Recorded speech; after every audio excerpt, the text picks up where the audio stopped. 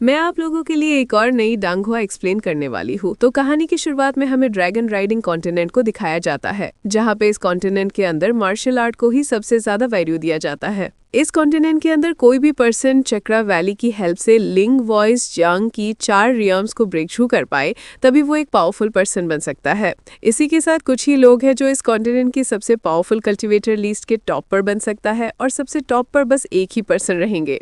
अब present time में इस कॉन्टिनेंट के टॉप कल्टिवेटर डिवाइन एम्परर को दिखाया जाता है, जिसके कई सारे डिसाइपल होते हैं। डिवाइन एम्परर अपनी डिसाइपल से कहने लगते हैं, तुम सभी ने मुझे धोखा दिया।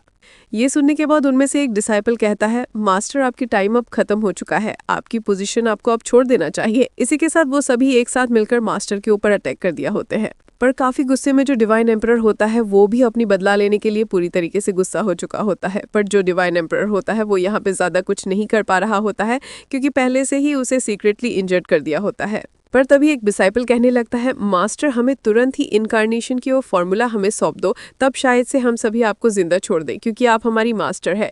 ये सुनने के बाद मास्टर कहता है, यानी कि डिवाइन एम्परर कहते हैं, ऐसा कभी भी सोचना भी मत। तुम सभी ने मुझे इस तरीके से किल करने की कोशिश की बस एक मेथड की वजह से। मेरी लाइफ की सबसे बड़ी गलती थी कि तुम सभी को मैंने अपना डिसाइपल के तौर पर चूज किया था और यहाँ तक पहुंचाया। इसी के साथ वो सभी डिसाइपल एक साथ मिलकर मास्टर को किल करने के लिए भी तैयार हो चुके होते हैं। पर डिवाइन एम्परर कहता है, चाहे कुछ भी हो जाए, आप सभी यहाँ पे मुझे इस तरीके से किल नहीं कर सकते और ना ही मेरी बॉडी को कंट्रोल कर सकते हैं, क्योंकि डिवाइन एम्परर यहीं पे अपनी बॉडी को एक्सपोर्ट करना चाहता था और वो इस प्रोसेस को स्टार्ट भी कर दिया होता है। पर वहाँ पे मौजूद डिसाइपल भी इस चीज को सेंस कर लिए होते हैं और वो कहने लगता है, ये तो काफी डेंजर है, हमें जल्द से जल्द इन्हें रोकना होगा या फिर यहाँ से भागना होगा। पर तब तक के लिए उन सभी को काफी ज्यादा लेट हो चुका था। डिवाइन एम्परर की वो जो बॉडी है वहीं पे एक्सप्लोड कर जाती है और वहां पे मौजूद जितने भी डिसाइपल होते हैं वो सभी तो यहाँ पे सीरियस तरीके से इंजर्ड हो चुके होते हैं।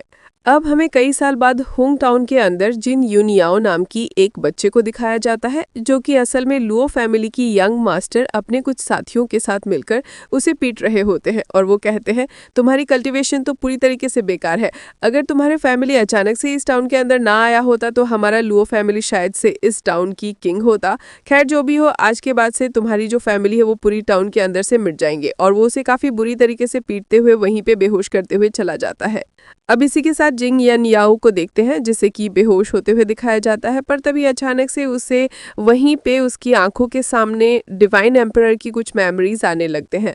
असल में यही होता है डिवाइन एम्परर की रेनकार्नेशन, यानी कि उसकी एक और लाइफ। अब उसकी यादें उसकी मेमोरी के अंदर आ रहा था, पर तभी उसकी आंख सीधा ही फैमिली के अंदर खुलता है, जहाँ पे उसकी आंट भी वहीं पे पहुंच चुकी थी।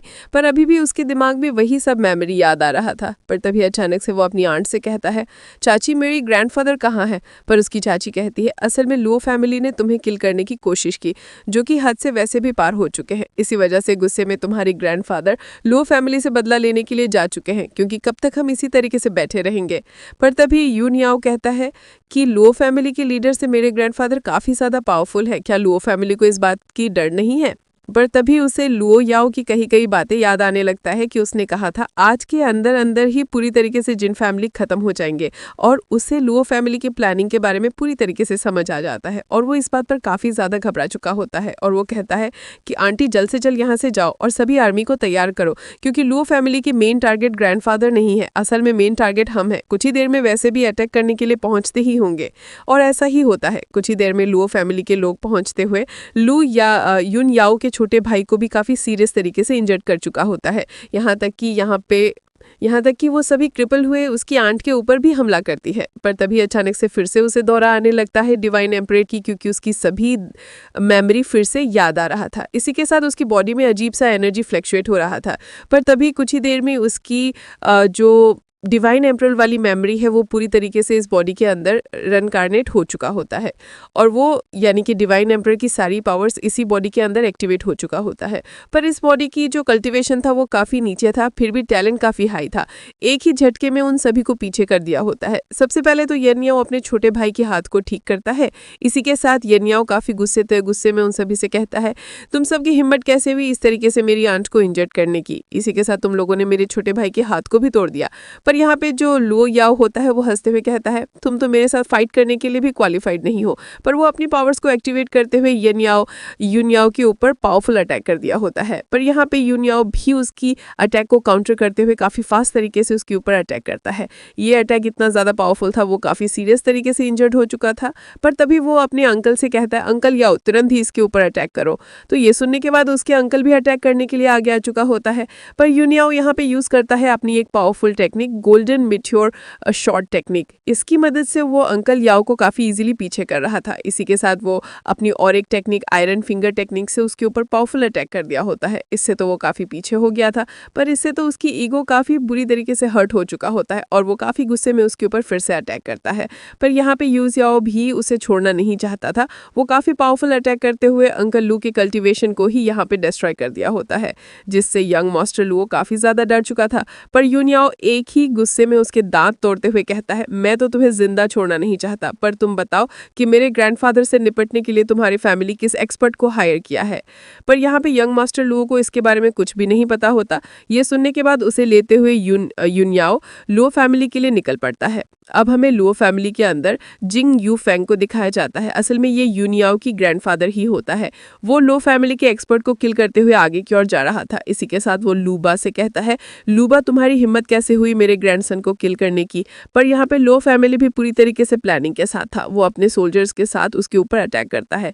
ग्रैंडफादर यूनफेंग उन सभी सोल्जर्स को काफ़ी इजीली हरा दिया होता है। इसी के साथ वहीं पे हम एक पावरफुल फॉर्मेशन मास्टर को आते हुए देखते हैं, जो कि असल में ड्रैगन यानी कि ब्लैक ड्रैगन विलेज से था। तो लो फैमिली ने यहाँ पे ग्रैंडफादर को किल करने के लिए हायर किया था। इसे देखते हुए ग्रैंडफादर यूनफेंग कहता है तुम कौन हो। पर वो पर्सन कहता है वैसे भी तुम अब मरने वाले हो, मेरी आइडेंटिटी जानकर क्या ही कर लोगे। इसी के साथ वो अपने एक पावरफुल फॉर्मेशन को एक्टिवेट करते हुए ग्रैंडफादर यूनफेंग को वहीं पे तुरंत ही ट्रैप कर लिया होता है। असल में ये काफ़ी पावरफुल फॉर्मेशन होता है। पर तभी वहाँ पे काफ़ी हड़बड़ाते हुए एक सोल्जर आकर कहता है यंग मास्टर वापस आ चुका है। ये सुनने के बाद लो फैमिली के लीडर काफ़ी ज़्यादा खुश हो चुका होता है। वो सोल्जर की किसी भी बात को सुनने के लिए तैयार नहीं होता, क्योंकि वो सोच रहा था कि उसके बेटे ने जिन फैमिली को फाइनल डिस्ट्रॉय कर दिया है।